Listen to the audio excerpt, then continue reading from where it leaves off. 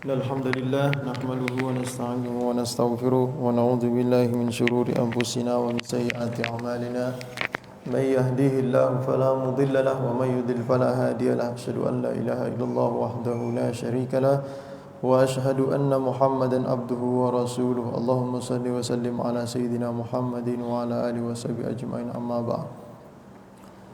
Bapak Ibu hadirin jamaah subuh yang dirahmati Allah Subhanahu wa taala, wabil khusus orang tua kita, guru kita Kiai Haji Ghazali Musannif mata'anallahu bituli hayati. Mudah-mudahan beliau senantiasa diberikan kesehatan Allah Subhanahu wa taala, tulil umur fi husnil amal, berikan umur yang panjang dengan amal yang baik ya. Semoga Allah Subhanahu wa taala ya, begitu pun orang-orang tua kita ya, Bapak Haji Damsik, Bapak Haji Khalik, Separta dan orang tua kita yang lain, mudah-mudahan senantiasa berikan kesehatan Allah Subhanahu wa taala. Kembali kita bersyukur kepada Allah Subhanahu wa taala atas nikmat yang Allah berikan kepada kita. Kita bisa hadir di sini, menyempatkan waktu kita, diringankan langkah kita ya. Nikmat iman yang Allah berikan kepada kita yang semuanya ya, merupakan karunia dari Allah Subhanahu wa taala yang tidak semuanya orang ya mendapatkan hal tersebut. Alhamdulillah kita bisa kumpul di subuh hari ini. Mudah-mudahan kita masuk dalam sabda Rasulullah sallallahu alaihi wasallam ya, dhaminallahu mra'an ya, semoga Allah akan memberikan jaminan kepada seseorang yang sholat subuh ya, sholat subuh berjamaah ya, alhamdulillah nih kita sholat subuh berjamaah, insyaallah kita dapat jaminan untuk hari ini ya, sampai kita tidur lagi. Jaminan apa itu? Jaminan urusan rezeki, insyaallah dijamin oleh Allah. Urusan musibah atau apa segala macam ya, sesuatu yang berbahaya itu kita dilindungi oleh Allah Subhanahu wa taala insyaallah. Nah, berhubung guru kita ini belum datang ya, seharusnya Ustaz Fauzan ya yang mengisi, beliau masih di luar kota ya, kita ngisi-ngisi waktu ini sampai isyraq ya. Sebelumnya pernah saya bahas masalah akhlak Rasulullah sallallahu alaihi wasallam. Ya, kita bulan Maulid ini kita bahas akhlaknya Rasulullah biar kita bisa meneladani beliau. Ya. Bagaimana akhlaknya Rasulullah, kehidupannya Rasulullah itu seperti apa? Ya. Kenapa harus akhlaknya Rasulullah? Ya. Karena Rasulullah ini memang suri tauladan kita. Ya. Yang mana kata Allah Subhanahu wa taala di dalam diri Rasulullah itu ya, uswatun hasanah, ada suri tauladan yang bagus ya, panutan yang bagus. Kalau kita lagi gundah gulana, lagi sedih, lagi apa, baca aja sirah akhlaknya Nabi ya. Dengarkan cerita-cerita tentang akhlaknya Rasulullah SAW. Niscaya kita akan tenang, kita akan merasa tenang. Kenapa harus akhlak ya? Karena di dalam sabda Rasulullah sallallahu alaihi wasallam, "Innallaha ba'atsani li tamami makarimil akhlaq wa tamami mahasinil af'al." Ya, saya ini diutus oleh Allah Subhanahu wa taala kata Rasulullah untuk menyempurnakan akhlak-akhlak yang mulia, makarimil akhlaq. Wa tamami mahasinil af'al, dan untuk menyempurnakan perbuatan-perbuatan yang baik. Dulu banyak mungkin akhlak-akhlak yang kurang baik disempurnakan oleh Rasulullah SAW ya, dihilangkan semua akhlak yang jelek menjadi akhlak yang baik. Perbuatan-perbuatan yang tidak baik diganti oleh Rasulullah dengan perbuatan-perbuatan yang baik. Nah, itu kenapa Rasulullah SAW diutus ya. Bahkan di dalam sabda Rasulullah SAW yang lain ya, menjelaskan bagaimana posisi akhlak itu ya dalam amal ibadah kita seperti apa. Rasulullah sallallahu alaihi wasallam bersabda, yang diriwayatkan oleh Abi Darda radhiyallahu taala anhu, Nabi sallallahu alaihi wasallam qala, beliau bersabda, "Inna athqala syai'in yudha'u fi mizanil mu'minin yaumal qiyamah husnul khuluq." Sesungguhnya sesuatu yang paling berat nanti timbangannya pada hari kiamat ya, pada timbangan amal husnul khuluq, yaitu akhlak yang mulia ya. Itu akhlak yang mulia ya, perangai yang mulia. Wa innallaha ta'ala yubghidul fahisha wal badhi ya. Nah, dan Allah sangat membenci perbuatan-perbuatan fahisha, perbuatan-perbuatan jelek yang dampaknya bukan hanya kepada diri sendiri tetapi kepada orang lain. Sangat dibenci oleh Allah.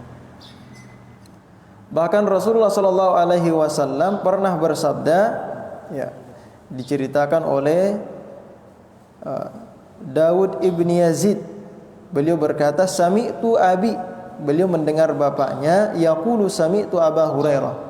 Beliau mendengar Abu Hurairah radhiyallahu taala anhu yaqulu qala Rasulullah sallallahu alaihi wasallam li ashabi. Dulu Rasulullah ini pernah berkata kepada para sahabatnya, atadruna ma aktsara ma yadkhulun nasan nar? Tahukah kalian, ya, apa yang banyak menyebabkan seseorang masuk ke dalam neraka? Ini Rasulullah, ya. Apa yang banyak menyebabkan seseorang masuk dalam neraka, kira-kira apa nih? Para sahabat berkata, wahai Rasulullah, kami enggak tahu. Allahu wa rasuluhu a'lam. Hanya Allah dan Rasulnya yang paling tahu. Nah, bukan rahasia nih Rasulullah nih. Mudah-mudahan kita menjaga diri kita dari hal tersebut. Apa kata Rasulullah sallallahu alaihi wasallam? Fa inna aktsara ma yadkhulun nasan nara al-ajwafani. Maka sesungguhnya, ya, sesuatu yang paling banyak menjerumuskan seseorang ke dalam neraka yaitu dua rongga. Dua rongga dalam tubuh kita yang paling banyak menyebabkan seseorang masuk ke dalam neraka. Apa yang dua rongga tersebut? Al-farju wal fam. Urusan mulut satu. Wal farju, dan urusan yang bawah. Kemaluan depan. Urusan ini doang dua nih, ya. Urusan mulut, perut nih, sama urusan faraj, ya, urusan kemaluan depan, ya. Ini doang dua yang banyak membuat seseorang berdosa, ya. Kalau kita renungkan, ya benar juga, ya. Orang akan menghalalkan segala cara demi mendapatkan sesuap makanan. Orang akan menghalalkan segala cara demi melampiaskan hawa nafsunya. Banyak kan begitu, ya. Dua hal tersebut yang menyebabkan seseorang ini banyak terjerumus ke dalam neraka. Kemudian Rasulullah mengatakan, atadruna ma aktsara ma yadkhulun nasa al-jannah? Tahukah engkau, ya, apa yang paling banyak memasukkan seseorang ke dalam surga? Apa yang paling banyak memasukkan seseorang ke dalam surga? Qalu Allahu wa rasuluhu a'lam. Para sahabat berkata, kami enggak tahu wahai Rasulullah, hanya Allah dan Rasulnya yang tahu. Lalu kata Rasulullah, fa inna aktsara ma yadkhulun nasal jannah taqwallah wa husnul khuluq. Maka sesungguhnya yang paling banyak memasukkan seseorang ke dalam surga adalah yang pertama, ketakwaan kepada Allah. Takwa kepada Allah, melaksanakan segala perintah, kemudian menjauhi segala larangannya. Wa husnul khuluq, dan husnul khuluq. Yang perlu kita pahami, selama ini mungkin kita salah kaprah, ya. Husnul khuluq kita pahami hanya akhlak yang baik kepada sesama. Kita lupa bagaimana berakhlak kepada Allah, bagaimana berakhlak kepada Rasulullah. Kita hanya memikirkan akhlak kepada sesama kita. Lupa kita akhlak kepada Allah. Bagaimana akhlak kepada Allah? Memperbaiki ibadah kita kepada Allah. Kadang ada orang sholat, nengok sana ke sini, lupa bahwa dia berhadapan dengan Allah. Ada orang sholat, garuk sini, garuk sana, lupa dia berhadapan dengan Allah. Ada juga orang sholat, sholatnya pakai kaos pendek, kelihatan bokongnya belakang, lupa dia berhadapan dengan Allah. Akhlaknya kurang dijaga. Tapi urusan bertemu dengan seseorang, saudara-saudaranya, temannya, dia sangat sopan sekali. Tapi urusan ibadah dia kurang perhatian, berarti dia kurang akhlaknya kepada Allah. Dia masih kurang akhlaknya kepada Allah. Bagaimana berakhlak kepada Rasulullah? Banyak-banyak bersalawat pada beliau. Dalam suatu riwayat dikatakan, tu'radu a'malu ummati yaumal jum'ah. Amal-amal umatku ini akan dihadapkan kepadaku setiap hari Jumat. Bagaimana kira-kira? Amal kita dihadapkan kepada Rasulullah setiap hari Jumat, kelihatan sama kita. Kelihatan oleh Rasulullah, oh si fulan bin fulan ini umatku ini begini, umatku yang ini begini. Ya. Dihadapkan kepada Rasulullah. Kalau perbuatan kita ternyata menyebabkan Rasulullah SAW sakit hati, menyebabkan Rasulullah bersedih, berarti kita masih kurang adabnya, akhlaknya kepada Rasulullah. Bagaimana caranya untuk berakhlak kepada Rasulullah? Lakukanlah sesuatu yang menyebabkan Rasulullah ini senang, yang menyebabkan Rasulullah gembira dengan perbuatan kita. Nah, itu dia. Ya. Lakukanlah hal tersebut. Jadi akhlak kepada Allah harus dijaga, akhlak kepada Rasulullah harus dijaga. Baru setelah Allah dan Rasulnya, akhlak kepada orang tua kita. Ada orang ya, bersahabat dengan para sahabatnya, ya, dengan teman-teman karibnya, dia sangat sopan santun, tapi dengan orang tuanya tidak punya akhlak sama sekali. Utamakan akhlak kepada orang tua kita, baru kepada lingkungan kita, kepada tetangga kita, kerabat-kerabat kita. Orang tua dulu. Sayyidina Umar pernah bertanya kepada Rasulullah, wahai Rasulullah, bagaimana caranya agar Allah ini tersenyum kepada saya? Gimana caranya wahai Rasulullah? Apa jawaban Rasulullah? Kalau engkau ingin Allah tersenyum kepadamu, maka buatlah orang tuamu tersenyum. Buatlah orang tua kalian tersenyum kepadamu. Maka ketika orang tua kalian tersenyum kepadamu, disitulah Allah tersenyum kepadamu. Ridallah fi ridal walidain. Ridha itu senang.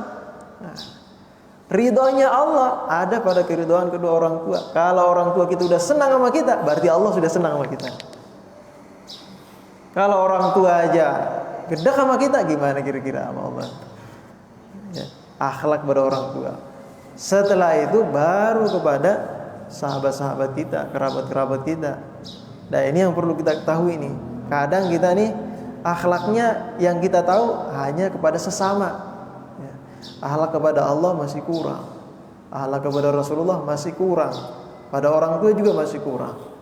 Orang tua saya sudah meninggal, wahai orang tua saya udah meninggal nih Ustaz nih.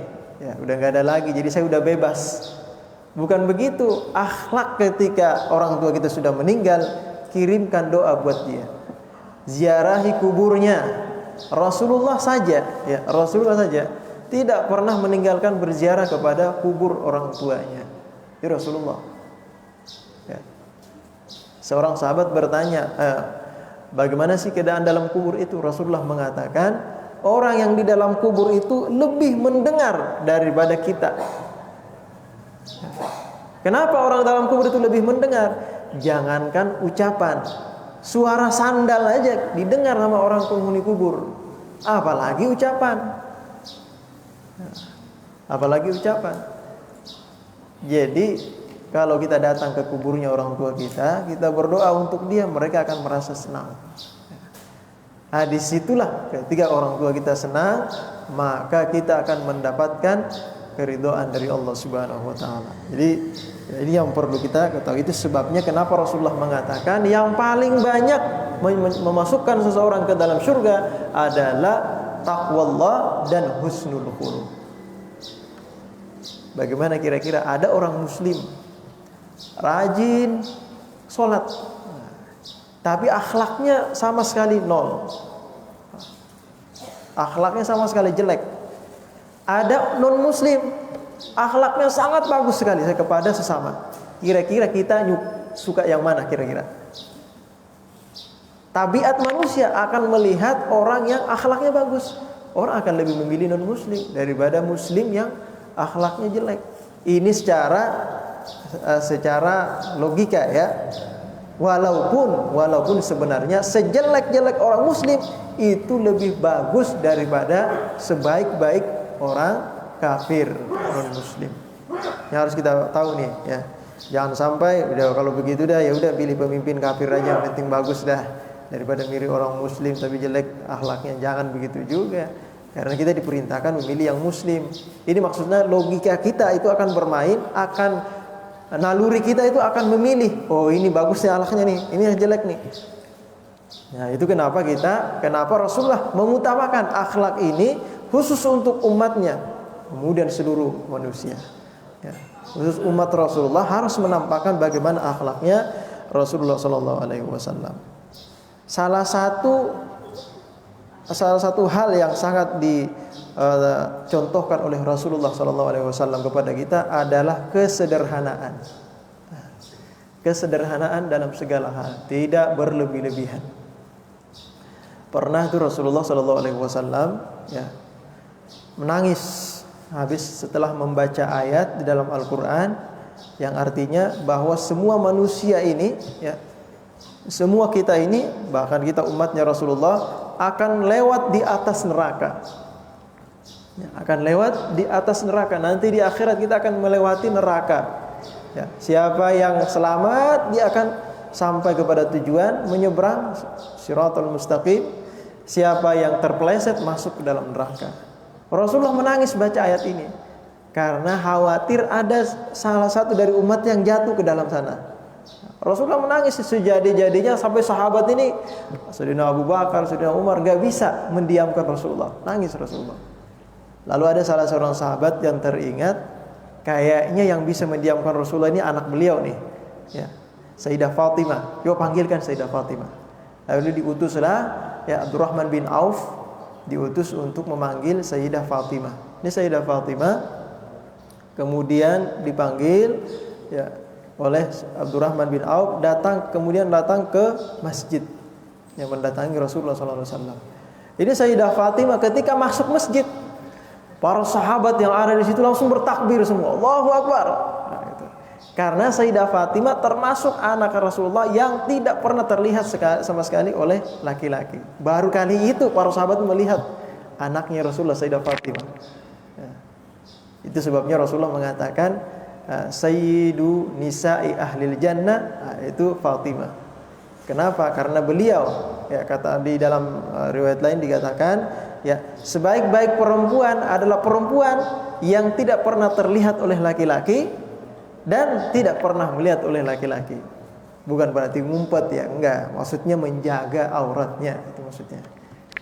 Nah, ini Sayyidah Fatimah. Sayyidah Fatimah ketika masuk ke dalam masjid menemui Rasulullah, ini para sahabat bertakbir dan setelah itu merasa terharu.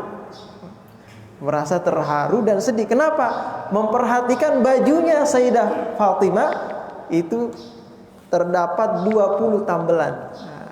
Kayak orang miskin ditambal-tambal bajunya. Wah, putri Rasulullah sampai seperti ini. Putri Rasulullah sampai seperti ini, tambelan bajunya.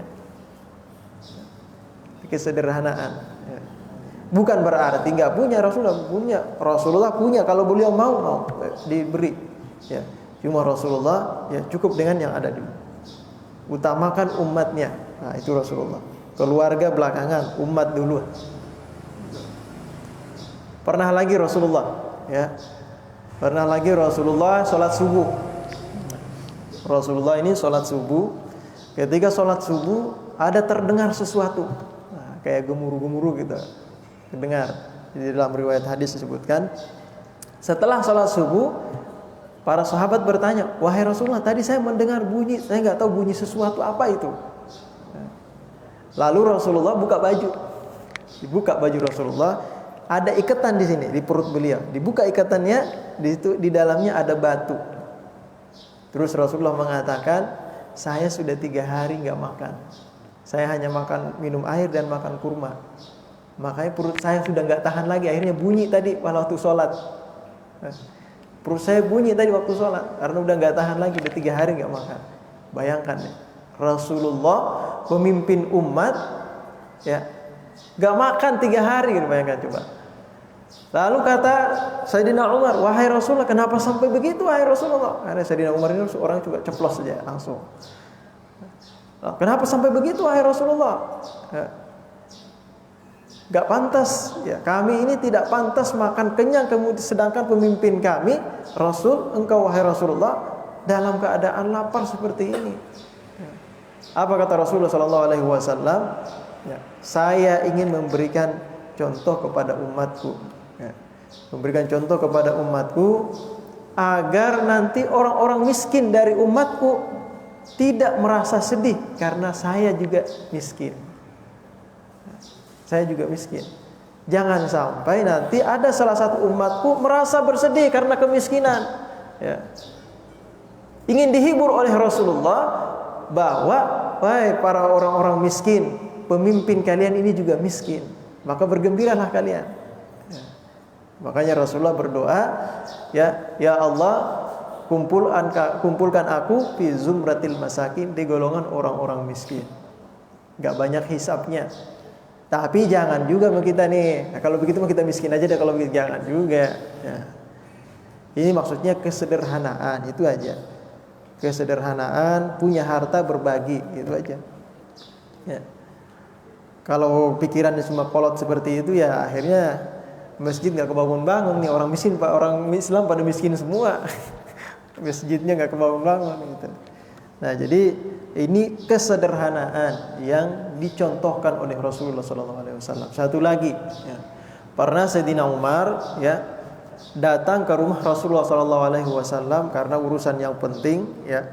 Rasulullah pernah didemo sama istri-istri Rasulullah, ya, minta tambahan nafkah, nah, minta tambahan nafkah nih sama istri-istri Rasulullah. Rasulullah mengatakan, ya, kalau kalian memilih Allah dan Rasulnya, maka terima, syukuri apa yang ada. Tapi kalau kalian ingin tambahan nafkah, maka silahkan saya berikan, dan sudah lepas dari Rasulullah, sudah. Tapi tidak satupun dari istri Rasulullah yang memilih dunia, semuanya memilih Allah dan Rasulnya, menerima apa yang diberikan oleh Rasulullah. Ya. Ini Sayyidina Umar, ya, datang menemui Rasulullah, ya, karena khawatir anak beliau Sayyidah Hafsah, nah, kan Sayyidina Umar mertuanya Rasulullah, punya anak namanya Sayyidah Hafsah. Sayyidina Abu Bakar juga mertuanya Rasulullah, punya anak namanya Aisyah. Nah, mertua itu nih, kedua-duanya mertua. Ya. Datang nih, ya, anaknya Sayyidina Umar datang kepada Rasulullah ingin mengatakan, wahai Rasulullah, tolong jangan ditalak anak saya, khawatir karena Sayyidah Hafsah ini termasuk biang dalangnya juga nih yang membuat provokasi gitu. Kemudian setelah datang mengutuk, melihat Rasulullah itu sambil tidur, ya, ini Rasulullah tidur, tikar yang dipakai oleh Rasulullah tikar biasa, tikar dari daun kurma, ya, masih berbekas. Kalau kita tidur tikar, ada pernah lihat Bu, Bapak sekalian, tikar zaman dulu, tikar apa namanya itu, dari daun apa tuh, warna coklat tuh. Nah, itu kalau kita tidur di situ ada bekas-bekas itu di badan kita itu, ya. Biasanya digulung buat jenazah atau apa tuh sekarang. Nah, tikar ini ya daun pandan, ya, tikar daun pandan gitu. Kalau zaman Rasulullah tikarnya dari daun kurma. Nah, ini Rasulullah tidur memakai tikarnya udah sobek, sehingga sebagian badan Rasulullah itu, bajunya Rasulullah itu tersentuh tanah sehingga kotor. Ya, tidur di situ. Tidur zaman dulu kan nggak pakai kasur kayak kita nih, spring bed, udah enak banget udah. Ya, Rasulullah tidurnya seperti itu. Nah, sehingga ini Sayyidina Umar menangis dan berkata, ya Rasulullah, kenapa engkau sampai seperti ini, wahai Rasulullah? Pemimpin Kisra, ya, pemimpin Persia, ya, mereka semua tidur di atas tempat tidur, yang empuk, kemudian dikipas oleh dayang-dayang, tapi engkau pemimpin umat, ya, dunia dan akhirat, kenapa sampai seperti ini? Apa kata Rasulullah SAW? Ya, kata Rasulullah, mereka memiliki dunia, kita memiliki akhirat. Nah, itu ucapan Rasulullah. Maksudnya apa? Jangan hidup di dunia hanya untuk mengejar dunia, tapi hiduplah di dunia sebagai wasilah untuk mendapatkan akhirat. Itu maksud Rasulullah. Jadi salah satu yang dicontohkan oleh Rasulullah SAW adalah kesederhanaan. Dan banyak lagi riwayat-riwayat lain, ya. Rasulullah itu kalau orang miskin yang mengundang, Rasulullah paling segera memenuhi panggilan orang miskin daripada orang-orang yang kaya. Rasulullah di rumahnya, ya, bersama dengan keluarganya. Rasulullah nyapu, ada yang sobek dijahit sendiri. Nah, itu Rasulullah. Kesederhanaan yang harus kita tiru dari Rasulullah SAW. Makanya guru kita, ya, Ustadz Bawas sering nyampaikan, ambillah dari dunia ini yang kalian utamakan, ya, apa itu? Kebutuhan hidup, bukan gaya hidup.